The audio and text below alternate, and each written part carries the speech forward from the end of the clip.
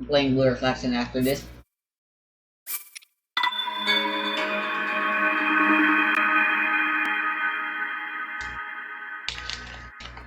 I wanna see... Right, so I installed a different Dark Army Resurrection now instead of modular.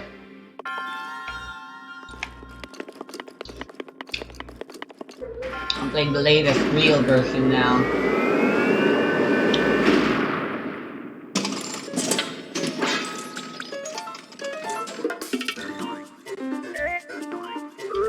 I also have the priority set higher.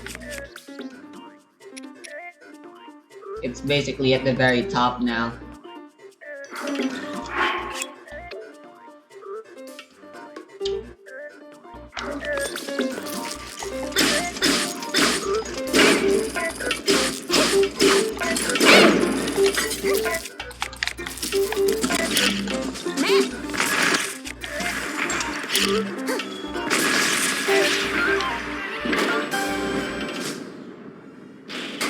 I disabled slime spawning, a teleporter. Since more often than not it causes crashes. They're more annoying than they are difficult anyway, so... Good riddance to that part of the mod, I say.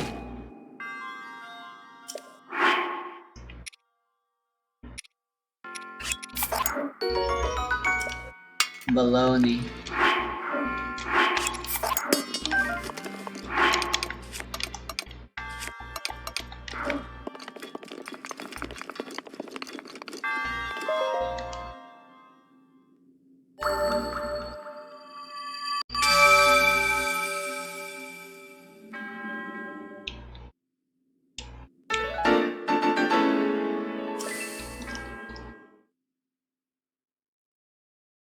Let me make a save.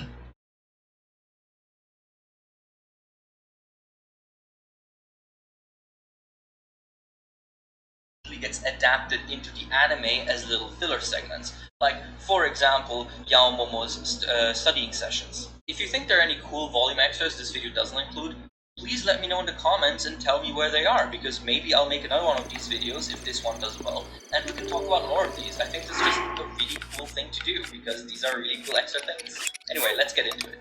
So, let's start at Volume 1, the very first one of the series. And, well, the story, you know it, and I'm not going to recap it, but what's interesting with volume extras is that they themselves go somewhat of a beginning stage, where they are very safe. This volume mostly includes character profiles, and most of them are kind of standard, just thoughts of the author and a little character. One that stands out to me, however, is Bakugo's profile. One, because it reveals that his birthday is 420, which has to be accidental, but it's really funny because my humor is 12 years old. Because his hobby is mountain climbing. Which, I get what the point is. The point is that he's all about climbing peaks and becoming the best, yada yada yada. But the idea of this angry kid going on hikes on his weekends, just fuming in the forest, is the funniest shit. And third, and you've seen it on the thumbnail, Bakugo's original draft was actually very different. As Horikoshi reveals in this little extra page, Bakugo was originally meant to be a super nice guy who just insulted people by accident because he was just so good at everything and thought everyone else should do it like that. And it's kind of hilarious looking back at this because the story almost wouldn't function with this kind of Bakugo. And I'm glad that Tori saw that as well and thought that it was a bit boring. But this little sketch of nice Bakugo is brilliant. Jiggle The physics. first 4 or so volumes of MHA's volume extras actually are mostly stuff like this. General information about the character that you can put on a character sheet, as well as just some thoughts of the author. Some of them are really just not all that interesting, but some are really funny. For example, I love the fact that the reason we don't see Shiozaki all that much in the story is not for like Tori not wanting her to be part of the story, but because her hair is a pain in the ass to draw every time. This is something Tori does a lot. She mentioned that Stain of Shigaraki as well, where he drew their first designs, thought they were so cool, and then realized that he had to draw them weekly, which is not cool. So yeah, cool little insight into the behind the scenes of sounds, as the series progressed in popularity, so did also the and on other Volume 5, therefore, which happens to the Sports Festival, includes something that's very interesting. It includes Horikoshi getting advice from Masashi Kishimoto from Naruto. In the Sports Festival, Hori thought he could just do the whole arc in about 10-ish chapters, which is ridiculous when you look at how much has to happen. And it's interesting to note that Kishimoto basically told him that he said, however long you think your story's going to be, it's always going to be longer because you're going to find more ways to extend it. It's interesting little tidbit of these little inter-manga relationships and to see how each person has influenced each other person. And, you know, it also sheds light on the fact that fandom wars are fucking stupid. Kishimoto and Horikoshi are friends. Like, come on, people. Moving on to Volume 6. This one's a big one, not just because Right, you'll be left here a while, ladylike. Manga, but also because it starts one of the funniest running gags in the extra pages, which is Uraraka's frugal life advice. If you don't remember, because it hasn't come up in a while, Uraraka is actually dirt poor, and the extra pages show us a glimpse into that. Here we get Uraraka's economical meal plan, first edition, also the last edition. Tip number 1, just don't eat. Bruh. It's so stupid, but it's something that really sells you on how ridiculous the concept is, and it's fun. And I like that we get more pages on this as the series goes on, with various other advice tips for how to deal with various situations when you have comically no money. Now, Volume 7 is also kind of big because it started one of the most salient and honestly reasonable fan theories in the entire fandom, which is about the flying Nomu that kidnaps Deku at the end of the Stain arc. You see, at the time, that was a bit random and people were wondering why that was. And in the volume, Hori doesn't answer the question, but he does give us a hint, which is very, very harrowing. That being that he just draws one of Bakugo's old childhood friends, the one with the wings, and just says, here's something like a hint. This gets even worse once you remember that that child is in a previous volume mentioned to be the grandchild of the doctor that said that Deku was purpless. The doctor we now know is the doctor that makes Nomus. On a lighter note, this also includes another favorite type of extra page of mine, which is the incredible elaboration on minor side characters. In this case, a full page of information just on Daikaku Miyagi, who's the news reporter guy that appears like 2 or 3 times in the entire story. And we get to see some interesting stuff about it, like how he, as a gesture of dedication to his job, had one of his horns removed so people could see the screen better, and how he is relatively popular but also controversial because of it. It's very cool to see these little tidbits, and it really shows you that Hori thinks about all the aspects of the story. Hi, Sarah. Which isn't a unique thing, every good author does this, but it's nice to see that there's so much work into even characters that don't have any presence on the screen beyond like 2 or 3 seconds. Volume 9 comes right in the middle of the Forest War arc, which means that it's kind of a heavy one, but it still manages to bring in some interesting tidbits and lore to the series. The first one being that Tiger from the Wild Wild Pussycats is canonically trans, which is really cool. One of only 2 characters to be that in the whole series so far. But what most people know as Volume 4 is for the supplement, which is where Hori explains his ass when he messes up.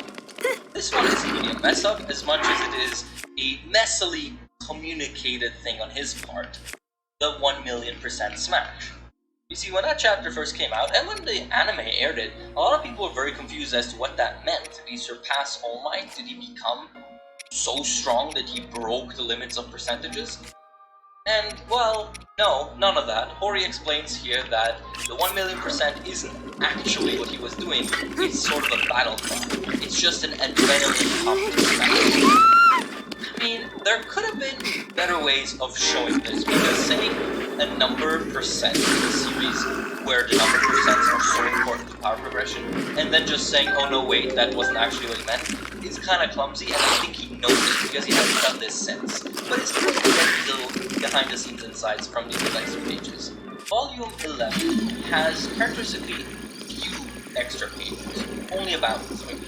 But they are nonetheless Where did the interesting. shield go? For example, we get a character profile God of damn Deku's it. mom, Inko, which is mostly whatever, but it does contain an interesting little tidbit.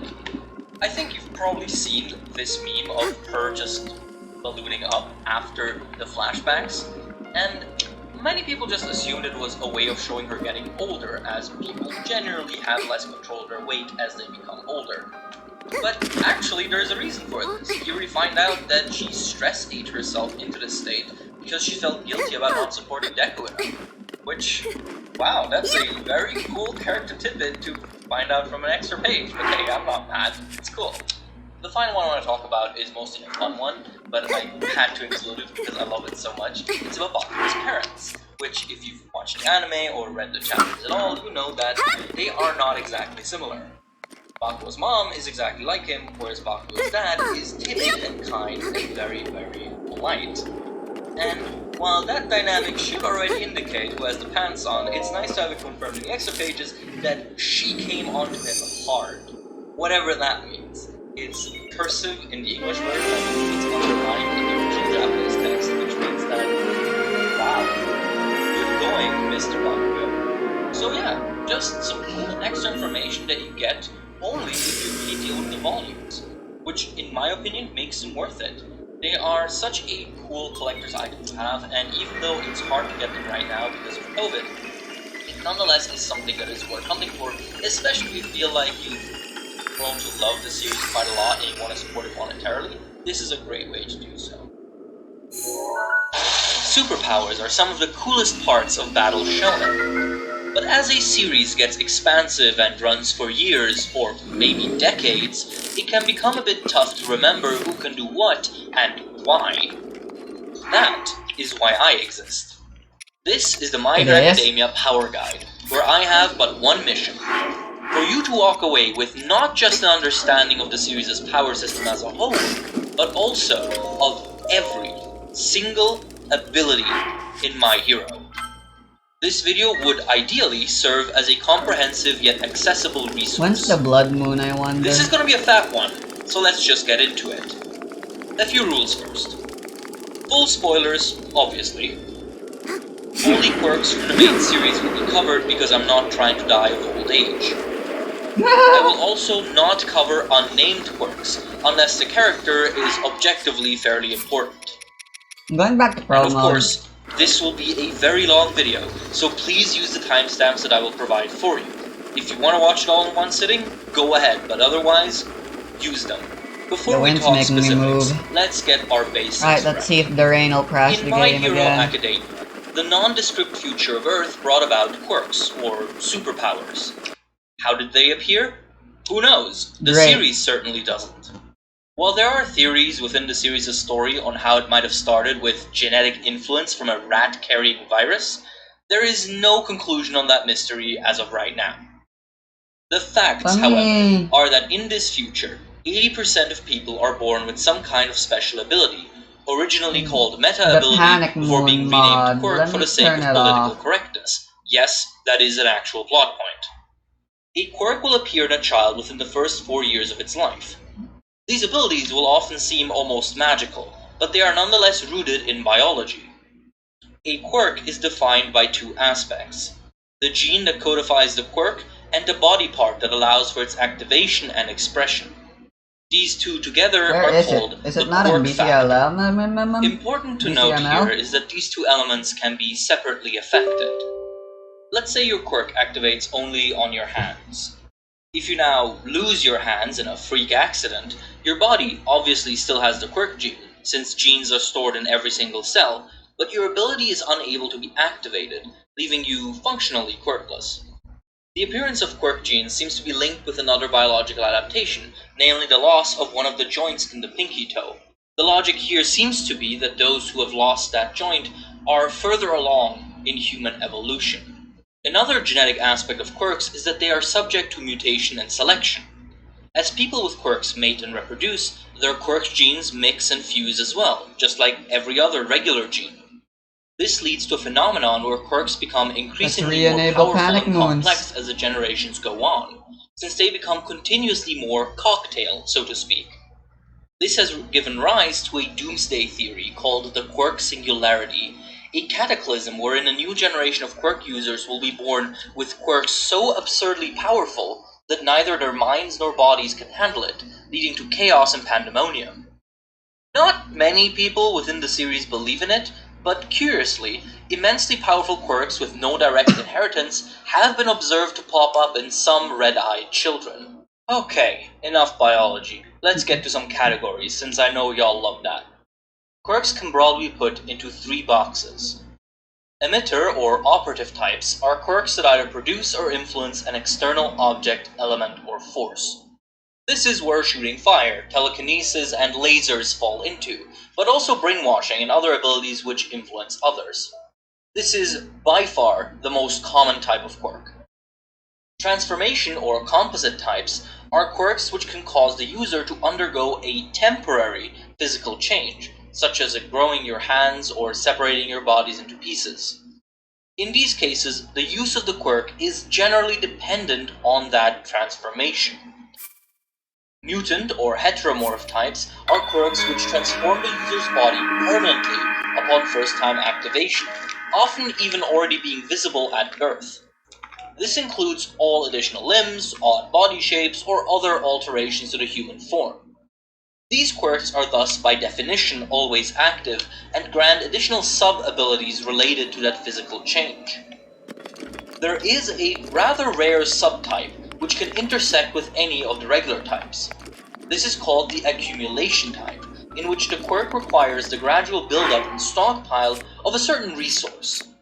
For example, a quirk which can rapidly transform the body fat into explosive energy first necessitates a large quantity of fat to be stored on the user over time.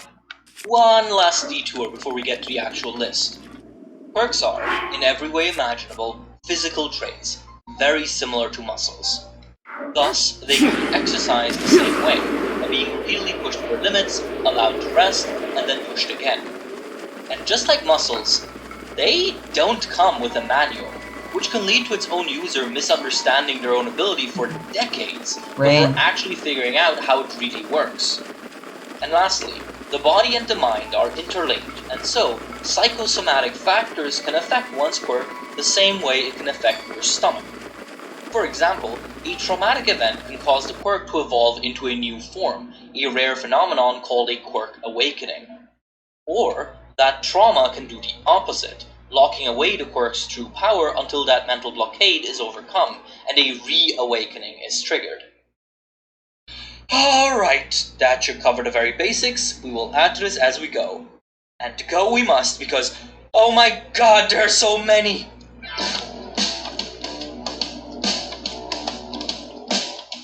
For starters, we have Acid, a simple emitter-type quirk held by Mina Ashido.